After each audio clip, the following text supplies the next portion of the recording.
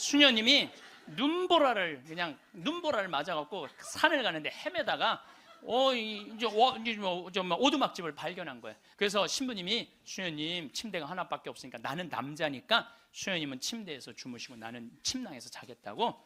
그래갖고 이제 이렇게 이제 겨우 이제 그 어른 몸을 녹이고 신부님이 침낭에 이렇게 자꾸로 올고 잘라 그러는데 수녀님이 신부님 저 너무 추워요 그러는 거예요.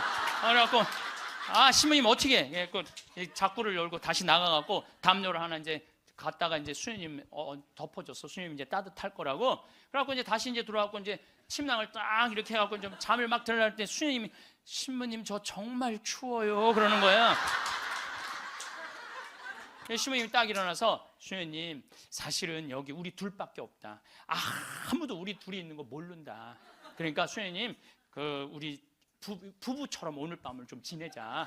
그랬더니 수녀님 좋아요 그랬어요. 수녀님이 좋아요. 그래가 좋아요. 내가 이렇게 이렇게 젊은 사람은 눈에 확 띄어요. 눈꼬리 쫙 올라가 입꼬리 올라가서 또 나한테 강의 들어오면 그냥 와. 신부님한테 온다고 연필로 막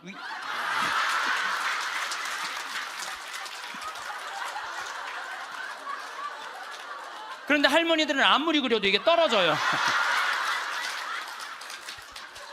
그래서 제가 드리는 말씀은 무기력증에 빠져 살지 말고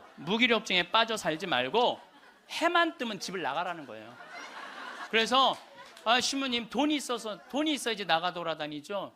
집 잡혀라.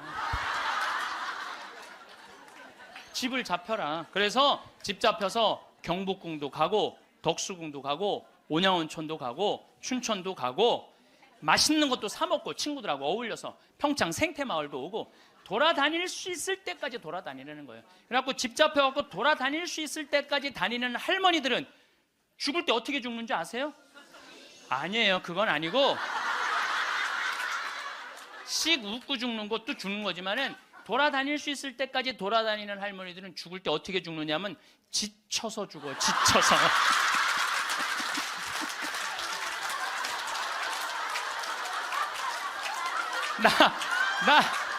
그러니까 95살쯤 돼갖고 나 도저히 못 돌아다니겠다. 나 힘들어서 도저히 나 이제 가야 되겠다. 그러면서 씩 웃으면서 죽는 거 지쳐서. 세월의 흐름은 누구에게나 찾아오고 시간은 우리를 한 곳에 머무르도록 두지 않습니다. 그런데 나이가 들었다고 관조하며 다 내려놓은 듯 무기력하게 나이 듦을 받아들여야 할까요? 현재의 나이와 상관없이 나이 듦에 가장 중요한 것은 나답게 사는 것이라는 생각이 드는데요. 내가 보낸 오늘 하루가 어땠는지, 오늘의 나는 어제의 나보다 괜찮았는지 살펴보기를 미루지 않는다면 나답게 나이 드는 일도 어려운 일만은 아닐 것입니다. 그래서 오늘은 황창현 신부님의 지혜로운 말씀으로 나를 위해 나답게 늙어가는 방법에 대해 들어보겠습니다.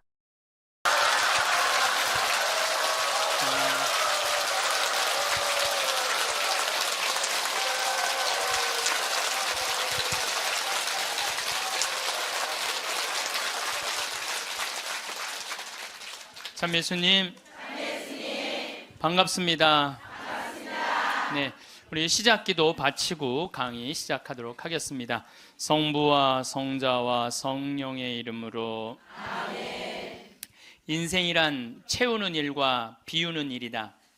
지식과 정보로 머리를 채우고 사랑으로 가슴을 채운다. 꿈을 채우고 지갑을 채우고 집을 채운다. 그러나 인생이란 비우는 것이 더 중요하다. 다른 사람들의 생각을 받아들이려면 머리를 비워야 한다. 욕심이 지나치지 않으려면 마음을 비워야 하고 다른 사람에게 베풀려면 지갑을 비워야 한다. 잘 비우는 사람만이 잘 채울 수 있고 기쁨과 보람으로 가득 찬 인생을 살아갈 수 있다. 영광이 성부와 성자와 성령께 성부와 성자와 성령의 이름으로 아멘. 예, 제가 작년에 아프리카 잠비아 무프리나라는 지역을 다녀왔습니다. 이곳은 인구가 15,000명인데 에이즈 환자가 1,600명이에요. 여러분들 요새 에볼라 그러는데 에볼라는 뭐 많이 걸려야 지금 한 10만 명 걸리는데 전 세계 에이즈 환자가 몇 명이냐면 3,500만 명이에요. 물론 이제 에이즈는 어느 정도 정복했다고 보는데 어쨌든 아프리카는 아직도 에이즈 환자가 굉장히 많아요. 그 한 15,000명 사는데 인구가 한 1,600명이 에이즈에 걸려 있는 거예요. 그래서 수녀님들이, 그것도 우리나라 수녀님들이 이 에이즈 걸린 아이들이에요. 뭐 나이 먹은 사람은 이미 죽었고 에이즈 걸린 아이들 이렇게 약도 대주고 영양제도 대주고 그럽니다. 그래서 제가 작년에 가서 우리 의사 선생님들, 또 이 사람들이 이가 아파도 일을 못 빼요. 그래서 이제 치과 의사 선생님들 모시고 가서 에이즈 환자는 이게 이 빼는 게 굉장히 위험해요. 막 이렇게 날카로운 뭐 치과 도구가 이렇게 찔리면 안 되는데 작년에도 그런 위험이 있었는데 올해 간 선생님이 저 수원에서 치과하는 우리 열심한 교우 선생님이 해다 찔렸어요. 그 에이즈 이 피가 이렇게 찔린 거죠. 그래서 어쨌든 이제 뭐 의사 선생님들 모시고 와갖고 이도 빼주고 에이즈 아이들 영양제도 좀 대주고. 그러니까 엄마가 또 빨리 죽으니까 애들 그 고아 아이들이 많은 거야. 근데 얘네들도 에이즈에 걸려갖고 나오는 거예요. 근데 얘네들이 5kg가 넘어야지 약을 먹는데 5kg가 안 돼. 3kg밖에 안 되는 거예요. 그래서 분유를 먹이면요 일주일 만에 얘네들이 5kg가 돼요. 그리고 금방 쑥쑥 몸무게가 늘어요. 그래서 거기 보육시설에 가서 분유도 좀 이제 대주고 그리고 돈이 없으니까 학교를 못 다니는, 초등학교를 못 다니는 아이들이 한 700명 정도 되는 거예요. 수녀님들이 그 아이들을 모아다가 공부를 가르치는데 돈이 없으니까 책 12권을 가지고 한 명이 공부를 하는 거야. 그래서 필요한 게 뭐냐, 그러니까 책을 사달래. 그래갖고 가갖고 2명이 한 권을 볼 수 있도록 해줬어요. 근데 내가 간 결정적인 이유는 나는 생태마을을 꾸미니까 거기에 자카란다 농장이 있어요. 근데 농장이 80만 평이야. 80만 평. 80만 평인데 수녀님이 2만 평밖에 농사를 안 짓고 있는 거예요.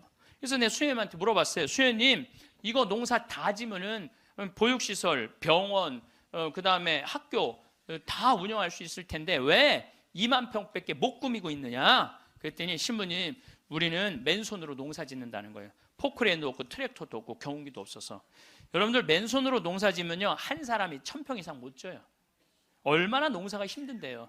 내가 생태학교 운영했을 때 학생들 입학을 많이 해요. 막 20명, 30명. 내가 물어봐요. 생태학교에 왜 입학했습니까? 제가 이제 은퇴를 해서 예전에 땅을 한 4,000평 사둔 게 있는데 그거 이제 농사 지으려고 농사 배우러 들어왔습니다.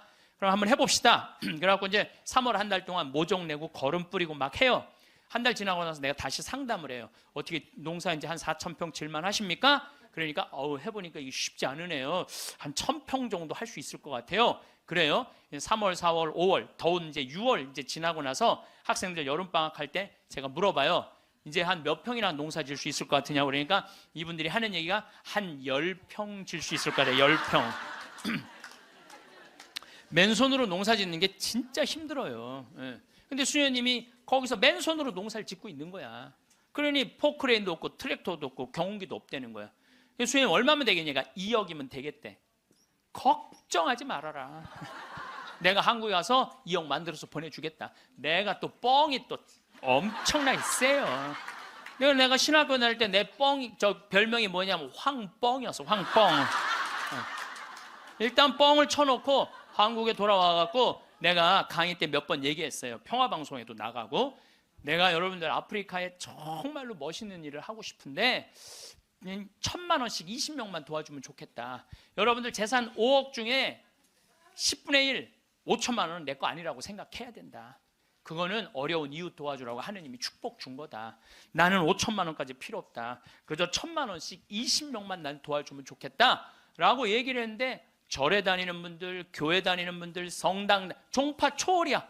뭐 성당 다니는 분들, 아무 데도 안 다니는 분들, 이런 분들이 돈을 보내주는데요 3개월 만에 2억이 들어온 거예요. 난 너무너무 감사해요. 네. 그분들이 정말 큰 마음 먹고 평생 모은 거 내신 분들도 많더라고요. 또 한 분은 마장동에 있는 분은 그냥 500원짜리 1,000원짜리 다 모아 한 500만 원을 갖고 온 거예요. 그걸 그냥 드럼통에 싸갖고 와서 하여튼 감동적인 일이 너무 많았어요. 그런데 이제 2억이 딱 이제 3개월 만에 들어왔는데 2억 들어온지 모르고 계속 전화해갖고 돈 보내준다는 거야. 그래서 내가 전화 받아갖고 이제 2억 들어왔으니까 그만 보내셔도 된다고 이렇게 말을 할 수가 있어야지. 돈을 보내준다는데 계속 받았어요. 계속 받았는데 내가 요새 강의 때문에 책상에 못 앉아있는데 어젠가 그제 여기 평화방송 강의 준비한다고 밤 12시에 들어가는데 1,000만 원을 또 전주에서 어떤 분이 또 보냈더라고. 그것까지 합쳐서 들어온 돈이 7억 1,000만 원이 들어온 거야. 7억 1,000만 원. 아니 2억이면 되는데 7억이 들어오니까요 사람이 마음이 간사해지더라고요. 난 그래서 이걸 하면서 그 복지시설 사람들 이해가 되더라니까요. 그 돈 떼어먹는 사람들 이해가 되더라니까 이래서 떼어먹는구나. 어쨌든 내가 이제 포크레인 트랙터 경운기 사주기로 했으니까 그거 사주러 나갔어요. 나는 공투 조그만 걸 사주려고 갔는데 수현이 말을 바꾸는 거예요. 공투는 안 된다는 거예요. A10을 사달라는 큰 거. 왜냐하면 여기 개미산이 한 2,000개 있어요. 농장 안에. 개미산이 있으니까 농사를 못 짓는 거예요. 개미산 때문에 가려서 2,000개나 되는데 얘네들이 짐은 100년 동안 짓는 거야. 산 하나를. 100년 동안 지니까 얼마나 크겠어. 여기 이건 말도 안 돼. 이거 한 2층 정도 되는 큰 개미산을 져놓는 거예요. 그럼 거기다 농사를 지려면 이게 보통 하나에 100평 정도 차지하고 있거든요. 그 농사를 지려면 장정 둘이서 꽃갱이로 한 달을 뽀개야 그거 하나를 뽀개는 거야. 그 2,000개를 언제 뽀개? 그래서 포크레인을 사달라는 건데 공투를 사주면 바가지를 꼽으면은 그 개미산을 포크레인 못 이겨요. 그래갖고 포크레인이 넘어진다는 거예요. 사달라면 1m 20짜리 큰 거 사달라는 거예요. 공투는 한 7천만 원이면 되거든요. 근데 그냥 A10을 사러 나갔더니 2억 8,700이야. 돈 좀 떼어먹어 보려고 그랬더니 떼어먹을 돈이 없는 거야. 그것도 우리나라 포크레인을 사주려고 그랬더니 우리나라 건 안 된대. 서비스 포크레인은 하면서 호수라는 게 막 터져요. 이렇게 연결돼 있는 게 큰 기계를 하니까 그거를 고치는 거는 볼보밖에 없는 거야. 그래서 볼보로 살려고 그랬더니 엄청 비싼 거예요. 그래갖고 어떻게 약속을 했으니까 2억 8,700짜리 포크레인 샀어요. 그 트랙터 6천만 원짜리 사고 경운기 2대 1,200만 원짜리 사서 작년에 11월 달에 인천항에 가서 택배로 붙였어. 또 이 포크레인이 너무 크니까 포크레인을 잘라요. 난 또 포크레인 자르는 거 처음 알았어. 포크레인을 잘라갖고 컨테이너 2대 나눠서 보낸 거야. 기술자를 보내갖고 붙이는 기술자도 보내고. 근데 여러분들 포크레인하고 트랙터만 보면 걔네들이 알아서 일해요? 기술자도 따라가야 되네. 그러니까 작년 11월 달에 포크레인 트랙터 택배로 붙일 때 기술자 둘도 택배로 붙였어. 그냥. 그런데 이 기술자들 둘 한 달 월급 완전히 기계를 고칠 줄 아는 기술자를 찾아서 보내야 되니까 둘 한 달에 800만 원이에요. 그 1년 쓰면 1억 아니야. 돈이 팍팍 줄어드는 거야. 이제 그거 이제 끝나고 난 다음에 거기 걔네들이 그냥 기술자가 따라가면 알아서 해요. 기름 대야 되잖아요. 기름도 한 달에 1,000만 원씩 되는 거예요. 기름도 한 달에 1,000만 원씩. 예, 기름도 한 달에 1,000만 원씩. 돈이 막 완전히 줄어드는 거야. 근데 수녀님이 내가 처음에는 빈말인 줄 알았대요. 2억 보내주겠다고. 근데 포크레인 보내지, 기술자 보내지, 기름값 보내지. 그러니까 수녀님이 자신감이 생겼나 봐. 신부님 귀양 도와주실 거 우리가 닭을 팔고 싶은데 지금 잠비아는 여름이에요. 45도까지 올라가요. 그러니까 보통 1시간 거리에 닭을 못 파는 거야. 상하니까. 그러니까 신부님 냉동고를 보내주면은 닭을 팔 수 있을 것 같다는 거야. 얼마냐니까 2,200만 원이래. 2,000이면 돈도 아니지만 1억씩 막 나가는데 걱정하지 말아라. 내가 보내주겠다. 내가 보내줬어요. 냉동고를 보내줬더니 수녀님이 너무 신난다는 거예요. 왜 신나냐 그러니까 한 마리도 못 팔던 닭을 한 달에 1,200마리씩 판다는 거야. 1,200마리씩. 그런데 수녀님이 또 전화를 해서 신부님 문제가 생겼다는 거야. 무슨 문제가 생겼냐니까 닭을 너무 많이 팔다 보니까 닭장이 모자라요. 닭장이. 닭장 줘달래. 닭장. 그래서 얼마면 되냐니까 1억이면 된대. 좋다. 이제 들어온 돈이 다 나가게 생긴 거 이제. 좋다. 닭장 줘주겠다. 그래서 작년에 이제 벽돌 찍는 기계, 닭털 뽑는 기계 다 보내줘서. 그래갖고 이번 여름에 대학생들 20명을 데리고 가서 닭장을 줘주고 왔어요. 내가 이번에 우리 대학생들 20명을 데려와서 너무너무 놀랐어요. 왜냐하면 엄마들이 얘네들 문제 있어서 얘네들 고생시킨다고 보냈는데 걔네들이 가서 일하는 걸 보는데요, 너무 잘하는 거예요. 너무 즐겁게. 그러니까 걔네들은 다 내가 보니까 몸으로 살 놈들을 머리로 살라고 그러니까 걔네들이 힘든, 몸으로 사냐 얼마나 너무너무. 그래서 얘네들이 닭장 다 지어주고 닦아놓은 땅이 10만 평이야. 10만 평. 야, 나는 이번에 정말 감동받았어요. 그리고 이제 아줌마 3명이 따라갔어요. 한 70명이 지원을 했어요. 20명 데려가야 되는데 뭐 70대, 60대, 50대, 40대, 20대만 싹 뽑고 나머지는 다 이제 제하고 60대 아줌마 셋만 모시고 갔어요. 지원한 분들. 왜 모시고 갔겠어요? 밥 해주는 거. 밥 해주는 거. 근데 그 3분도 음식을 너무너무 맛있게 잘하더라고요. 하여튼 이번에 근데 이제 그것만 한다고 되는 게 아니잖아요. 그 닭장은 기술이 필요하거든요. 그래서 이제 우리 생태마을에 그 집을 져주는 신자도 아니야. 그냥 산적같이 수염 이렇게 막 이런 사람한테, 그 김 사장한테 당신 내가 한 달 월급 줄 테니 아프리카에서 닭장 져주고 오는데 기술자가 필요하니까 가서 닭장지로 가자. 그랬더니 이분이 하는 말이, 신부님 무슨 말을 그렇게 하느냐고. 나도, 저 친구들도 저렇게 한 달 봉사로 가는데 나도 가서 돈 안 받고 자원으로 하겠다는 거야. 그러니까 예수님이 주님 한다고 다 천국에 가는 게 아니다. 내 말을 실천하는 사람이라야 천국에 간다는 말. 그 김 사장을 보면서 그런 생각이 들더라고요. 가서 그러니까 이번 여름에 저도 이제 가서 싹 져주고 왔어요. 그랬더니 수녀님이, 신부님 도대체 우리한테 왜 이러는 거냐는 거예요. 나 그 수녀님들 본 적이 없거든요. 근데 작년에 내가 가서 그 수녀님들을 보고 감동을 받은 거예요. 왜? 수녀님 10분이 잠비아에 가서 16년 동안 한국 수녀님들이 그들을 위해서 사는 거야. 그냥 뭐 샤워를 한번 하려고 그러면 물도 안 나와요. 그리고 여러분들 잠비아가 더운 게 아니에요. 6, 7월 달은요 추워요. 파카 입고 다녀야 돼요. 털옷 입고 다녀야 돼. 근데 샤워를 한번 해보려고 그러면 물이 그냥 나오다가 그냥 비는 물에 같이 떨어져. 멈추고.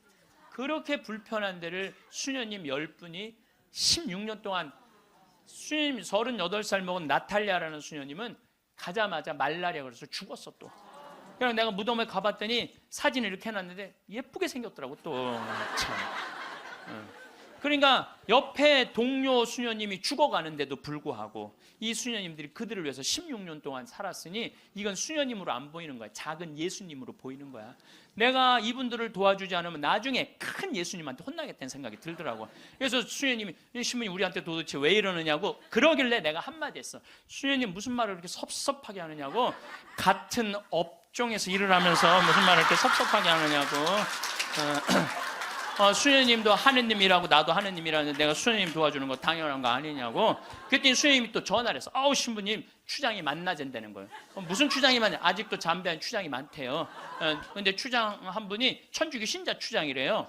거기는 한 20%가 천주교 신자들 잠비아는. 근데 그 추장이 땅이 6억 평이 있대. 6억 평이 있대. 6억 평이. 그래서 수녀님 좋은 일 한다고 500헥타를 준다는 거예요. 그러니까 우리나라 150만 평, 450만 제곱미터 엄청난 큰 걸 준다는 거예요. 신부님이 어떻게 할까 전화를 했어요. 수녀님 그거 일단 받아두라고 그거. 그랬더니 이 창설자 수녀님이 독일 수녀님인데 이 수녀님 날 직접 찾아오셨어요. 신부님, 다른 병원 운영하는 수녀님, 보육시설 운영하는 수녀님, 그 다음에 학교 운영하는 수녀님들은 일이 잘 진행이 되는 거예요. 근데 이 수녀님은 울고 다녔다는 거예요. 16년 동안. 땅이 한 면이 3.2km니까 어마어마하게 땅이 크더라고요. 80만 평이. 근데 이 넓은 거를 수녀님 무슨 재주로 해? 돈은 없지, 일은 하고 싶지. 16년 동안 울고 다녔다는 거예요. 근데 요즘 이 수녀님이 웃고 다닌다는. 그리고 친구 수녀들한테 이렇게 말한대요. 이것들아, 눈물로 씨 뿌리던 사람들이 기쁨으로 곡식을 거두리다. 이러고 다닌다는 거예요.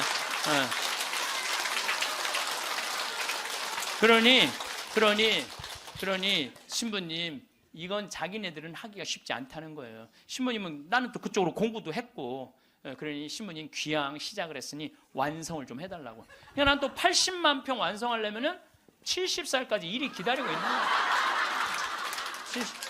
난 아무리 살아도 아무 상관없어. 심심할 일이 없어. 심심할 일이. 이번 여름에는 이제 치과 의사 선생님들, 안과 의사 선생님을 모시고 왔는데 이제 좀 젊은 분들이 가는데 안과 의사 선생님 대학병원의 과장님을 모시고 간 거야. 수술 도구까지 다 갖고 내가 다 우리 저 후원하는 분들이 보내니까 치과 수술 도구, 안과 수술 도구 다 갖고 갔거든요. 근데 이 치과는 이제 작년에 갔으니까 환자들이 많은데 안과는 사람들이 줄은 잔뜩 섰는데 무서운 거야. 이게 수술하면 누나를 빼는 건 줄 알고 누나를 빼는 거죠. 백내장 환자가 많은데 그래갖고 그냥 들어왔다 나갔다 하는 거야. 수녀님들이 강제로 막 끌고 가 해라고. 그래갖고 이제 이 백내장 수술을 해줬는데 보통 그 사람들은 병원에 와도 고맙다고 안 그런대요. 근데 이 백내장 수술한 사람 매일 병원에 와서 고맙다고 그래. 눈알 빼는 줄 알았더니 눈알이 너무 잘 보이는 거야. 너무너무 잘 보이는 거야. 그래서 뭐 다른 과는 거기도 병원이 있는데 안과, 치과 이거는 특수 직군이기 때문에 없대요. 근데 그분들이 그것 때문에 가장 고통을 겪는 거거든. 그래서 난 또 그 이제 의사 선생님들을 매년 모시고 가는 미안해갖고 내년에는 가지 말지 뭐 그랬더니 신부님 빼놓고 우리끼리 올게요 그러더라고요. 그게 왜 그런가 했더니 그 의사 선생님들이 스트레스가 많아요. 그 아주 환자들 불평 그거 다 받아내는 거 너무 스트레스가 많은 거야. 그런데 그 선생님들 마지막 날 저녁에 이제 항상 회의를 하거든요. 신부님 내가 의대 다니면서 내가 막 라면 먹고 그래. 그러니까 바쁘니까 보람을 한 번도 못 느꼈대. 내가 이렇게 힘들게 공부한 보람을 여기 와서 느낀다는 거야. 그러니까 나는 내년에 안 가려고 그랬는데 자기네들끼리 간다는 거예요.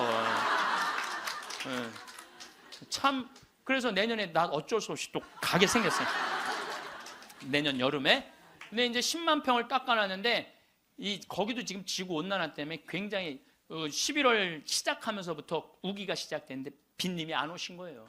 그래갖고 보름 동안 안 오는데 지지난주부터 빈님이 오기 시작을 했다는 거야. 수녀님이 내가 이제 이양기라고 땅이 넓으니까 다 보내줬어요. 그 편지가 어제 왔어. 보니까 신부님 뿌렸는데 지금 비가 오시는데 옥수수가 대가 올라오기 시작한다는 10만 평에. 나는 그게 내 것도 아니고 그 프란치스코 전교 수녀회 건데도 나는 내 게 아니잖아요. 그게 그 수녀님들 도와주러 간 거니까. 그런데도 그거 생각하면 너무 행복해요. 야, 난 정말 행복한 사람이구나. 너무너무 좋죠. 그러니까 이제 이제 70살까지 나는 일이 기다리고 있는 사람이야. 그러면 70살이 되면 이제 뭐를 해야 돼? 은퇴를 해야 돼, 우리 신부들. 여러분들 70살이면 멀쩡한 나이예요. 여러분들 요즘 나이 계산하는 법 새로 나온 거 아시죠? 내 나이에 0.7년을 곱하면 그게 본 나이예요. 그러니까 지금 70살은 77이 49, 49살이에요. 49살. 49살이라니까 70살들은 70살이에요? 잠깐 일어나 보세요. 미안하지만 일어나 보세요. 아니 괜찮아. 누가 70살이라고 그래? 49살이지. 49살이에요. 49살. 그러니까 우리가 이제 70살에 은퇴, 신부들이 70살에 은퇴를 하면은 너무 아깝잖아요.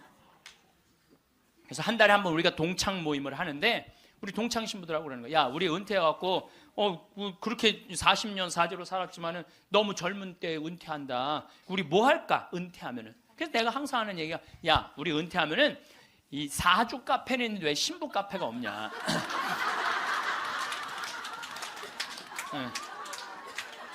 우리 신부 카페 하자. 신부 카페. 아니 요즘 사람들 마음 답답하면 사주 카페 가고 전보 커피 마시면서 전보잖아요. 그러니까 우리도 신부로 여러분들 신부로 귀신의 애비로 40년을 살면요 웬만한 무당보다 나아요. 귀신의 애비로 40년 정도 살면 웬만한 무당보다 낫다니까요. 네, 지금 70살 원로 신부님들 딱 여러분들 보면요 여러분 인생이 딱 보여요. 얼굴이 뭐냐면 얼이 들어왔다 나갔다는 굴이야. 얼이 들어왔다는. 그래서 우리 얼굴 안에 7,000개 인생이 있다는 거예요. 여러분들 얼굴 안에 딱 보면 남편이 바람 피고 있구나 이게 금방 나온다니까. 웬만한 점쟁이 무당보다 낫다니까요. 저도 본당 신부하면서 무당들 세례를 많이 줬어요. 무당들이 천신, 자기가 모시는 신기가 떨어지면요 천신을 찾아온다니까요. 그래서 내가 뭐 북도 태우고 막 이거 신물도 많이 태워주고 세례도 주고, 또 어떤 무당은 유방암이 걸렸는데 60한 7, 8쯤 됐는데 평생 이제 점을 봐준 거죠. 근데 이제 나한테 온 거예요. 이제 삶을 정리하고 하느님한테 귀의하고 싶다고. 살아온 얘기 다 들어주고, 그리고 이제 마지막에 이제 죽을 때 또 시모님 성가 소리 듣고 죽고 싶다고. 근데 쫓아가갖고 또 보니까 막 기다리고 있더라고요. 그래서 성모님 성가 듣고 싶다. 그래서 내가 막 성가 불러주는데 그렇게 해서 돌아가셨어. 그러니까 내 품에 죽은 무당도 있다니까. 내 품에 죽은. 내가 웬만한 무당보다 낫지. 웬만한 무당보다 나은 거예요. 그러면 우리가 카페 차려놓고 여러분들 본당 신부님들 면담하려고 그러면 얼마나 힘들어. 본당 신부님 바쁘고 우리 은퇴하면 시간도 많은데. 그래서 우리 잘생긴 시모니 신부가 있어요. 오늘 오후에 만날 건데, 시모니 신부 그 커피 바리스타 자격증도 있고 잘생기고 자격증이니까 시모니 신부는 커피 바리스타 하고, 그리고 나보다 7살 많은 베네딕토 신부라 했는데 얼굴이 못생겼어요. 네. 형은 그 정신없이 왔다 갔다 하지 말고 주방에서 나오지 말고 거기서 나오지 말고 음식하고 음식. 네. 네. 그다음에 뭐 담배만 피우고 뭐 아무것도 안 하는 우리 마티아 신부, 너는 청소하고. 난 이제 이게 되니까 앉아서는. 내가 장소도 다 봐뒀어요. 장소는 어디로 했냐면은 남한산성 성지가 있는데, 남한산성 성지가 새로 성당을 줘서 갔어요. 옛날에 구성당이 아주 그 창호주로 잘 줘놨어. 그래갖고 그 성당 터 달라고 그랬어. 여러분들 남한산성 그 근처에 또 점 보는 데도 많아요 보면. 그래갖고 이제 거기에 이제 신부 카페. 우리는 은퇴해서도 할 일이 있는 거야. 그러니까 나는 이제 뭐 대학하라고 이제 기부금도 40억 받았으니까 나는 200살까지 살아도 일이 있어요. 200살까지. 근데 여러분들은 무슨 계획이 있느냐? 나 이걸 묻고 싶은 거예요. 무슨 계획이 있느냐? 지금 60살 되신 분들은 100살까지 살아요. 100살. 50살 되신 분들은 110살까지 살아. 110살. 40 되신 분들은 120살까지 살아. 120살. 제가 20년 전에 강의하러 다니면서 여러분들은 이제 100세 시대가 옵니다. 신부님 뻥하지 말라고 무슨 100살까지 사느냐고. 근데 요즘 여러분들 100세 안보장, 100세 연금보장 나왔어요, 안 나왔어요?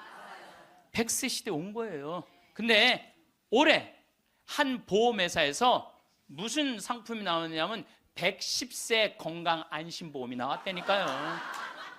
그러면 이분들이 보험회사 분들이 야 100세 상품 나왔으니까 다음에 110세 할까? 이거 아니죠.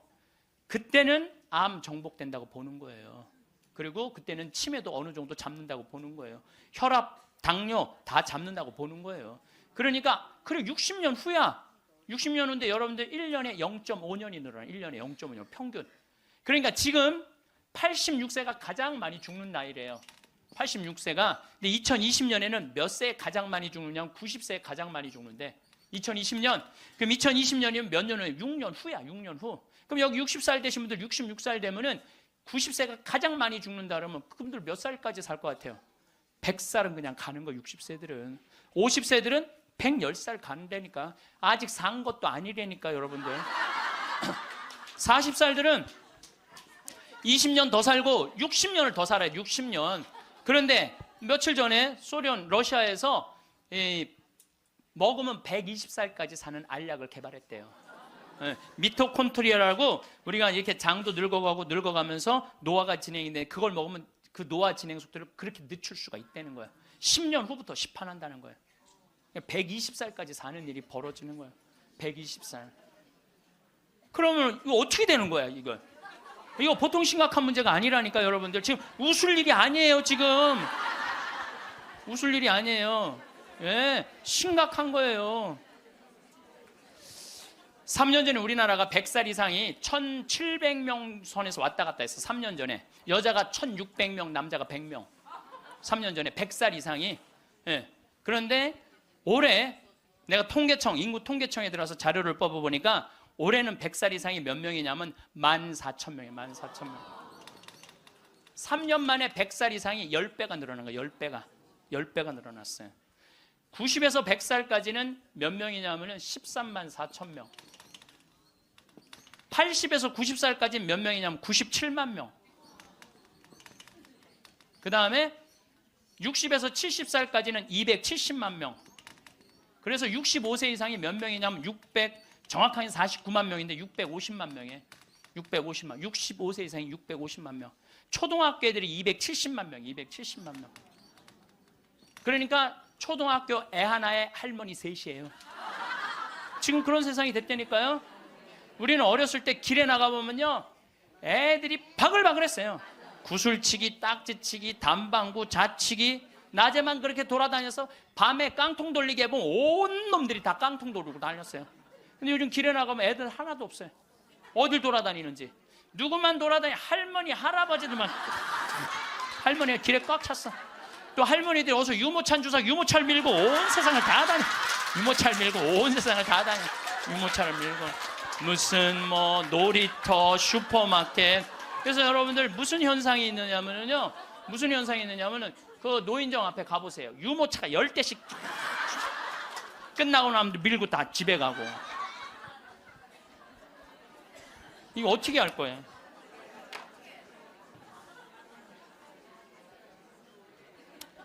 조선시대 왕들은 평균 연령이 조선시대 왕이 27명이었어요. 27명이 있었는데 평균 연령이 46.1세였어요. 왕들이 길게 살아야 46. 왕자고 공주들, 관리 잘한 왕들은 46.1세. 관리 잘 안 하고 왕자도 큰 왕자들 있잖아요. 왕 못된 왕자들. 그거 평균 나이는 36세야. 평민들은 조선시대 35세. 평균 나이 35세. 그때는요, 아무 문제가 없었어요. 그때는 35세. 그러니까 20살에 결혼을 해갖고 35세 주고 40이나 그러면요, 이땐 갈등도 하나도 없어. 20살에 결혼해갖고 3년 애 하나씩 낳으면은 한 7 낳다가 죽는 거야. 7명 낳다가 죽는 거예요. 그렇죠? 네. 삶의 계획이 뭐가 필요해? 그리고 마지막 막내는 놔놓고 누구한테 맡기느냐면 장남한테 맡기고 죽는 거예요. 네. 장남한테 맡기고 죽는 거예요. 네. 계획 세울 필요가 없어요. 근데 지금은 안 죽어. 이게 보통 심각한 문제가 아니에요. 이게 안 죽는 바람에 모든 문제가 다 생기는 거야. 안 죽는 바람에. 여러분 요즘 연금 얘기 참 많이 나오죠? 연금 공무원들이 20년 의무로 내면은 그 다음부터는 받아 먹을 수 있는 거예요. 그럼 20년 냈으면은 20년만 받아 먹어야지. 120살까지는 몇 년 받아 먹을 것 같아요? 60년 받아 먹는 거, 60년. 여러분들 나라 망할 것 같아요? 안 망할 것 같아요? 망하게 돼 있어요. 이거는 불보듯 뻔한 거예요. 뭐 그리스, 스페인 그래서 망한 거예요. 그래갖고 좀 나라 이제 자식들을 위해서 좀 후손들을 위해서 연금 좀 깎자고 지금 국회에서 정부에서 그러는 거 아니에요? 계산 뻔히 나오니까 그 연금 깎자고 그랬더니 깎으려는 연금을 안 깎고 머리 깎고 안 된다고 그냥.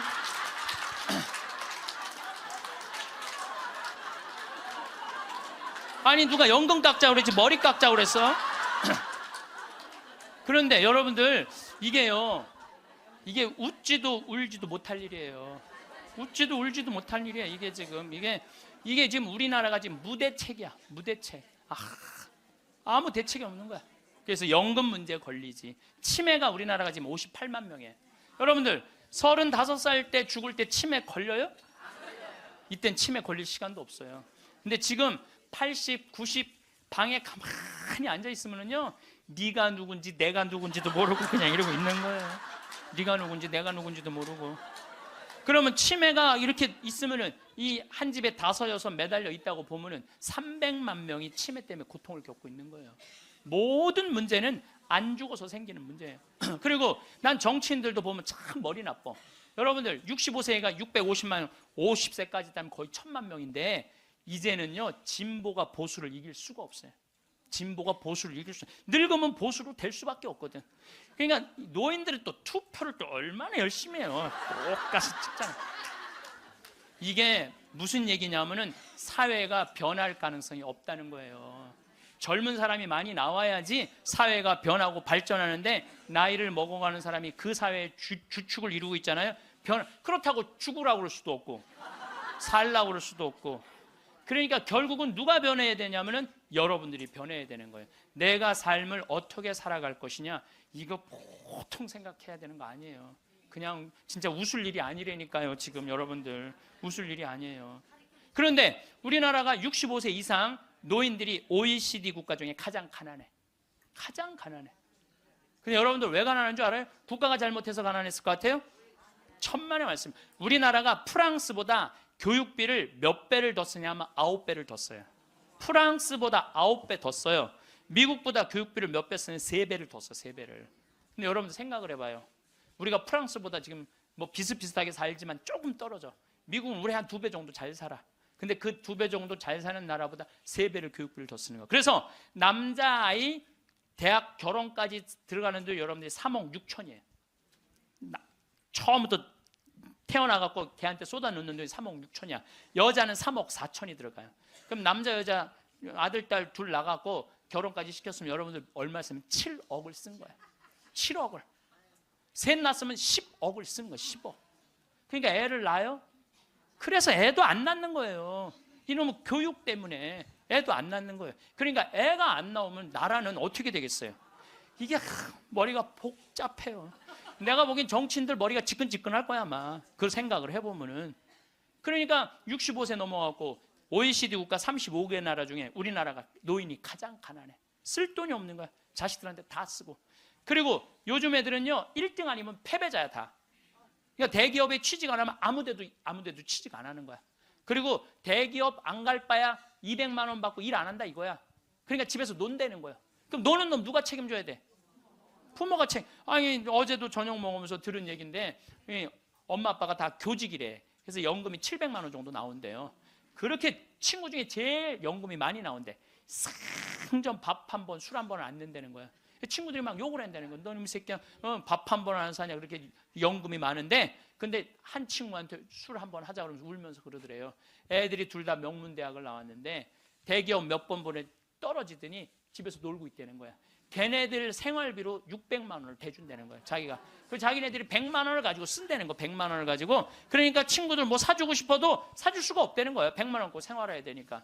이게 지금 대한민국이 지금 정신이 나가도 한참 나간 거예요. 보통 문제가 아니라니까요. 안 죽어서 문제, 애들 일 안 해서 문제, 애 안 낳아서 문제. 참 큰 문제야. 그러니까 여러분들은 내가 어떻게 살아갈 것인가 이 계획을 잘 세우셔야 돼요. 잘 세우셔야 돼. 예. 또 이 나이를 먹어갖고 어떤 문제가 있느냐면은 70세 드신 분들 이 경제적인 문제가 지금 가장 심각한 문제고 또 하나는 무기력증에 빠져요. 사는 게 재미가 하나도 없어. 돈이 있어야지 어디 돌아다니까. 돈이 있어야지. 돈도 없고 돌아다니지도 않지. 집에 하루 종일 있는 거야. 집에 하루 종일 있으니까 생전 웃을 일이 없네. 하루 종일 한 번도 안 웃어요. 보면은 한 번도 안 웃어요. 한 번도 안 웃으니까 남이 웃긴 얘기하면은 웃긴 웃어야 되는데 어떻게 웃어야 되는지 모르는 거야. 이 썩은 미소가 나오는 썩은 미소가. 한 번도 안 웃으니까 무기력증에 걸리는 거예요. 그러니까 70살 넘으면 웃기라도 해야 되는데 안 웃고 가만히 있으면 눈두덩 쳐져요, 안 쳐져?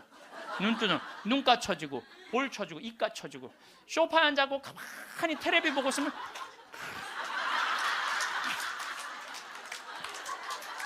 소파에 앉아고 텔레비만 째려보고 있는 거야. 아니 텔레비가 뭘 잘못했다고. KBS 한번 째려보고 MBC 한번 째려보고 SBS 한번 째려보고 평화방송 볼 때 더 째려봐. 저 무슨 얘기하는 건가.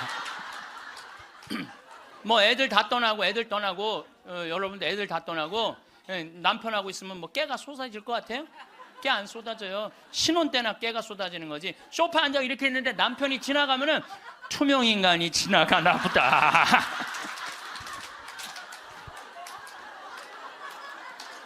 사는 게 재미가 하나도 없는 거예요.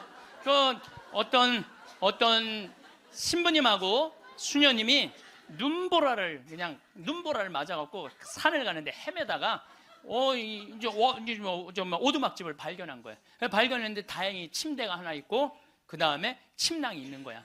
담요는 이제 바닥 옆에 있고. 그래서 신부님이 수녀님 침대가 하나밖에 없으니까 나는 남자니까 수녀님은 침대에서 주무시고 나는 침낭에서 자겠다고. 그래갖고 이제 이렇게 이제 겨우 이제 그 어른 몸을 녹이고 신부님이 침낭에 이렇게 자꾸로 올리고 잘라 그러는데 수녀님이 신부님 저 너무 추워요 그러는 거예요.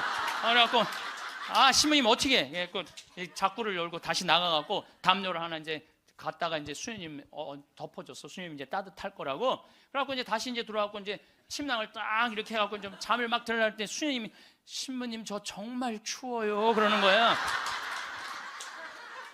짜증이 나는데 어떻게 해? 남자인데. 그래갖고 다시 이걸 열고 다시 담요를 하나 수녀님 수녀님 진짜 이제 따뜻할 거라고. 그래갖고 이제 겨우 잠을 일어나 신부님 저 정말 추워요 그러는 거예요. 신부님이 딱 일어나서 수녀님 사실은 여기 우리 둘밖에 없다. 아무도 우리 둘이 있는 거 모른다. 그러니까 수녀님 우리 부부처럼 오늘 밤을 좀 지내자. 그랬더니 수녀님 좋아요 그랬어요. 수녀님이 좋아요. 그래가 좋아요. 그래서 그럼 부부처럼 하는데 내가 지금부터 말을 좀 하겠다. 수녀님 그 수녀님 말을 내가 빼겠다. 당신 자꾸 짜증나게 할 거야? 그 빌어먹을 담요 당신이 갖다 덮어. 나 잠 좀 자게 나도 좀. 여러분들 부부가 이게 다정하게 이렇게 살다가 늙으면 좋은데 서로 맨날 짜증이 나느니 뭐 지겹대느니 이런 소리 하면은요 늙어서 한 집에 살아도요 있으나 마나요. 있으나 마나야. 하루 종일 혼자 텔레비. 이제 저녁에 며느리가 어머니 식사하세요 방문 땅땅 두들겼는데 또 이 시어머니 또 전기세 또 불은 깜깜하게 꺼. 째려보던 눈빛 그대로 파란 텔레비 불빛에 밥 먹으라고 이렇게 째려보면요 며느리가 심장이 땅땅 떨어지는 거예요. 사람은요 눈꼬리가 올라가지 이쁜 거야. 입꼬리가 올라가지 이쁜 거예요. 그래서 젊은 사람이 웃을 때 시원한 게 눈꼬리가 올라가고 입꼬리가 올라가서 시원한 거예요. 내가 나이가 먹은 분들은요 무조건 해만 뜨면 집에 있으면 절대 안 돼요. 해만 뜨면 그리고 나이 70살 80살 넘어서 집을 나가주는 게 예의야. 예의. 집에 있으면 안 된다니까요. 그리고 가끔 1박 2일씩 사라져주는 것도 예의에 사라져주는 거. 강원도 평창 생태마을로 사라져주는 게 예의라니까. 하루 종일 웃지도 않고 있으면 뭐가 행복하겠어요. 그러니까 할머니들 오늘 65세가 넘어갔고 나는 해 뜨자마자 나왔다 여기 나왔다 한번 손 들어보세요. 내가 늘 말하지만 이 처녀들이 슬기로운 처녀들이라니까. 이 처녀들이 슬기로운 처녀들인 거예요. 내가 이렇게 이렇게 젊은 사람은 눈에 확 띄어요. 눈꼬리 쫙 올라가 입꼬리 올라가서. 또 나한테 강의 들어오면 그냥 와 신부님한테 온다고 연필로 막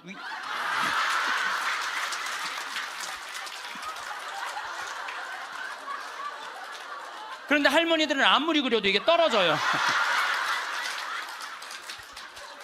그래서 제가 드리는 말씀은 무기력증에 빠져 살지 말고 해만 뜨면 집을 나가라는 거예요. 그래서 신부님 돈이 있어야지 나가 돌아다니죠. 집 잡혀라. 집을 잡혀라. 그래서 집 잡혀서 경복궁도 가고 덕수궁도 가고 온양온천도 가고 춘천도 가고 맛있는 것도 사 먹고 친구들하고 어울려서 평창 생태마을도 오고 돌아다닐 수 있을 때까지 돌아다니는 거예요. 그래갖고 집 잡혀갖고 돌아다닐 수 있을 때까지 다니는 할머니들은 죽을 때 어떻게 죽는지 아세요? 아니에요. 그건 아니고 씩 웃고 죽는 것도 죽는 거지만은 돌아다닐 수 있을 때까지 돌아다니는 할머니들은 죽을 때 어떻게 죽느냐면 지쳐서 죽어요. 지쳐서.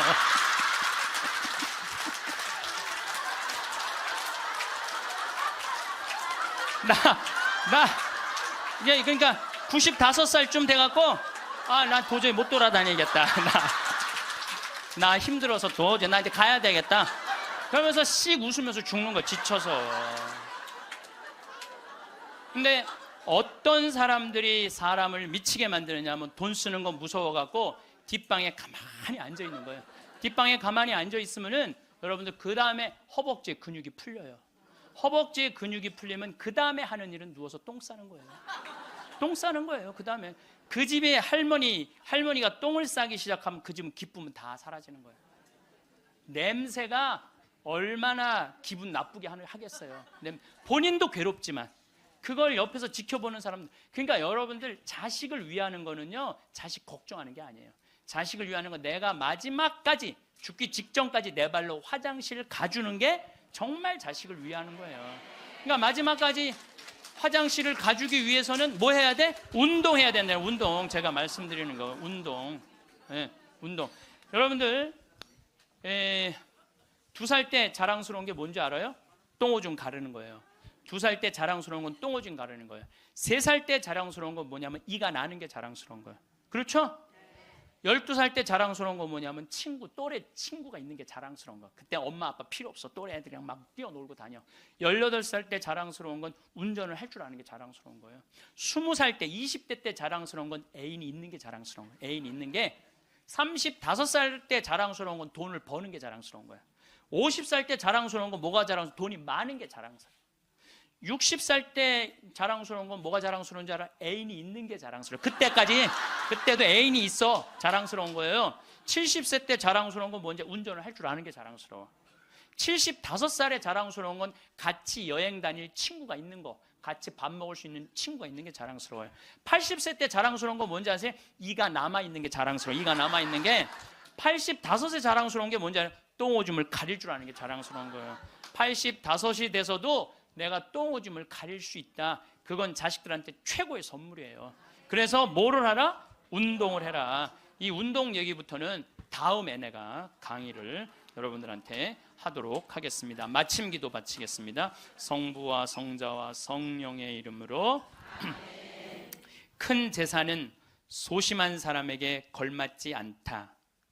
집에서 말씀입니다. 구두쇠에게 재물이 무슨 이익을 주겠느냐? 제 몸을 돌보지 않고 쌓기만 하는 자는 다른 이들을 위하여 모으는 것이니 그의 재산으로 남들만 흥청거릴 뿐이다. 자신에게 악한 자가 누구에게 관대하겠느냐? 그는 자기 재산도 즐기지 못한다. 자신에게 인색한 자보다 더 악한 자는 없다. 그것이 바로 자신의 사악함에 대한 보상이다. 욕심이 많은 자의 눈은 제 몫으로 만족할 줄 모르고 몹쓸 부리는 영혼을 메마르게 한다. 구두쇠는 음식을 아까워하며 그의 밥상에는 음식이 모자란다. 영광이 성부와 성자와 성령께. 성부와 성자와 성령의 이름으로. 감사합니다. 오늘은 죽음 껴안기라는 주제로 황창현 신부님의 말씀을 들었습니다. 살다 보면 어떤 일이든 후회가 남기 마련입니다. 미리 알았더라면 후회를 덜 남길 수 있었을까요? 인생의 후반기를 보내고 있는 60, 70대들은 그들이 지금껏 살아온 발자취 곳곳에서 후회를 발견한다고 합니다. 그렇다면 인생 선배들이 가장 후회하는 것들은 무엇일까요? 오늘은 우리보다 조금 앞서 이 길을 지나가신 60, 70대 인생 선배들의 99%가 땅을 치고 후회한다는 5가지에 대해 말씀드리겠습니다. 첫 번째, 저축을 많이 하지 못한 것. 은퇴 후 가장 큰 고민은 경제적인 어려움입니다. 고정 수입은 줄어들지만 지출은 계속해서 발생되는데요. 은퇴 직후에는 여행을 떠나거나 평소 하고 싶었던 취미 활동을 하는 등 나를 위한 재량적 지출을 많이 하게 됩니다. 그 이후 70세가 넘어가기 시작하고 건강이 나빠지면서 간병이 필요한 시기가 되면 지출은 급격히 늘어나게 됩니다. 그 외에도 자녀 지원비, 경조사비 등 각종 지출은 늘어가는 탓에 생활고에 시달릴 수 있습니다. 인간의 수명이 늘어나면서 노후 생활 기간도 덩달아 늘어났습니다. 그만큼 준비해야 할 돈도 많아졌다는 뜻이지요. 그러나 한정된 소득과 재산을 갖고 노후를 준비하기란 여간 어려운 일이 아닐 것입니다. 주식이나 부동산 투자 등 다양한 재테크 방법이 있지만 노후에는 내가 가진 자산을 지키기만 해도 성공한 것입니다. 즉, 저축은 그 어떤 것보다 안전한 보험장치라고 생각되는데요. 준비되지 않은 투자 실패로 빈털터리가 되어 노후에 허우적거리는 것보단 통장에 저축된 돈이 있으면 안정감을 찾을 수 있고 좀 더 여유로움을 가질 수 있습니다. 그렇기 때문에 노후 자금을 마련하는 데 있어 더욱 절약과 저축이 중요하다고 할 수 있습니다. 이처럼 젊은 나이에 저축을 하지 않으면 은퇴 이후 큰 고난을 겪게 될 수 있습니다. 두 번째, 건강을 소홀하게 한 것. 건강이 중요하다는 사실을 모르는 사람은 없습니다. 하지만 젊어서는 그것을 잘 모르고 자기의 몸을 혹사시키지요. 그거 하나 한다고 건강해지겠어 하고 무심히 지나쳤던 습관들이 사실은 평생 건강을 지키는 열쇠입니다. 사람은 누구나 오래 살기를 꿈꿉니다. 하지만 오래 산다고 다 행복할까요? 몸이 불편해 오랫동안 침대에 누워서 보내야 한다면, 또 노후에 소일거리를 찾지 못해 집에서 온종일 텔레비전이나 보며 지낸다면 그것이 행복하다고 할 수 있는 것일까요? 긍정적인 장수는 본인도 행복하고 가족들도 즐겁지만 부정적인 장수는 본인도 고통스럽고 가족도 힘들게 합니다. 중요한 것은 얼마나 오래 사느냐가 아니라 얼마나 건강하게 사느냐입니다. 건강을 유지하기 위해서는 규칙적인 운동과 올바른 식습관을 유지하는 것이 중요합니다. 많은 종류의 영양소를 저염식으로 골고루 섭취하세요. 영양 과잉과 결핍이 되지 않도록 철저한 관리가 필요합니다. 그 중에서도 특히 치아 관리를 잘 하셔야 합니다. 치아는 하루아침에 좋아지지 않기 때문입니다. 건강한 삶은 노후에 대비하는 가장 좋은 방법입니다. 오래 사는 것이 기본인 시대에 우리는 유병장수보다는 무병장수의 목표를 가지셔야 됩니다. 세 번째, 평생 할 수 있는 취미를 만들지 못한 것. 다양한 취미 활동을 즐기는 것은 젊은 세대의 전유물이 아닙니다. 나이 들어도 취미 활동을 꾸준히 유지하는 것이 중요합니다. 취미라고 하면 거창하다고 생각해서 지레 겁부터 드시고 도전조차 안 하시는 분들이 많습니다. 등산과 가벼운 산책, 음악 감상, 독서 등과 같이 돈이 필요하지 않은 취미들도 많습니다. 한 연구에 따르면 60세 이상 사람들 중 취미가 있는 사람은 우울증 증상이 적고 행복감, 건강하다는 느낌, 삶의 만족도가 높다고 합니다. 말년의 삶의 만족도는 취미 활동과 가장 밀접하게 연관되어 있었는데요. 또 다양한 취미 활동은 치매 예방에도 매우 도움이 됩니다. 건국대 병원 치매 클리닉 한설의 교수는 늦었다고 생각할 때가 가장 빠른 것, 뇌를 자극하는 두뇌 훈련을 당장 오늘부터 시작하라고 강조합니다. 특히 뇌는 단순한 것을 실증내므로 똑같은 패턴의 고스톱보다는 뇌가 적정한 수준의 자극을 받을 정도의 그림 그리기 그리고 파크골프, 사교 댄스 등을 추천한다고 합니다. 취미 생활이 건강에도 도움이 된다고 하니 치매 예방을 위해 지금부터 손과 머리를 자주 사용해 보시길 꼭 권해드립니다. 네 번째, 내 인생에 더 도전하고 여행을 많이 다니지 못한 것. 그때 했어야 했는데, 그때 그 시절에 나만이 할 수 있었던 일이나 도전이 있었을 것입니다. 대부분의 사람들이 평생 살아오면서 가장 후회하는 것 중 하나가 도전을 하지 않았던 사실이라고 답했습니다. 이어 여행을 떠나지 않았던 사실을 안타까워했습니다. 자식 키우고 회사 일을 하느라 여유가 없었을 것입니다. 그래도 다른 돈을 아껴서 시간을 내서라도 여행을 떠나라고 인생 선배들은 조언합니다. 여행은 단순히 휴가나 오락으로 즐기는 것이 아니라 노후 생활을 더욱 풍요롭게 만들고 의미를 부여하는 과정이라고 할 수 있습니다. 건강과 사회적 연결성, 평화로운 노후를 위한 중요한 사항이라고 할 수 있으며 여행은 훗날 회상할 수 있는 좋은 추억을 마련해 놓는 셈입니다. 마지막 다섯 번째, 자식과 대화를 많이 하지 못한 것. 자식들과 평소에 대화를 많이 하지 않았다면 노년의 소중한 친구 하나를 잃는 셈입니다. 늙고 병들면 자식들에게 의지하게 됩니다. 자식과 친밀한 관계를 유지해야 후회 없는 자식 농사를 했다고 느낄 수 있을 것입니다. 뿐만 아니라 자식과 건강한 유대감을 형성하는 것은 노년의 정신적 안정감에도 도움을 줍니다. 자녀들과 진정으로 소통하지 못했다면 노년이 불행할 것입니다. 마지막으로 아름답게 늙어가는 3계명을 말씀드리면서 오늘의 영상 마무리하도록 하겠습니다. 아름답게 늙어가는 방법 첫 번째는 일부러라도 자주 웃으셔야 됩니다. 웃으면 복이 온다라는 말이 있습니다. 우리는 웃는 것이 좋다는 사실을 모르는 사람은 없습니다. 나이 40이 넘으면 자기 얼굴에 책임을 져야 한다고 하죠. 우리는 긴 세월 동안 힘든 세상살이를 겪으며 살아왔기에 웃은 날보다는 찡그린 날이 더 많았습니다. 하지만 그것 또한 마음먹기에 따라 다릅니다. 젊었을 때 아무리 괴롭고 힘든 인생이었다 해도 이제는 조금 편안해지세요. 항상 긍정적으로 생각하는 습관을 들이셔야 합니다. 아름답게 늙어가는 방법 두 번째는 품격 없는 언행과 행동을 삼가야 됩니다. 품격이라고 해서 그리 거창한 것이 아닙니다. 가끔 길을 가다 보면 나이 지긋한 할아버지, 할머니가 위험하게 무단횡단을 합니다. 건널목을 무단횡단하는 것이 나이든 이의 특권은 아닙니다. 아름답게 늙어가는 방법 세 번째는 오늘에 충실하고 오늘을 만끽해야 됩니다. 아름다운 젊음은 우연한 자연현상이지만 아름다운 노년은 예술작품이다 라는 말이 있습니다. 참 멋있는 얘기입니다. 일상에서 소소한 행복을 찾으세요. 주위를 조금만 둘러봐도 아름다운 것들이 참 많습니다. 젊었을 때는 더 높은 꿈과 욕심에서 행복을 찾으려고 합니다.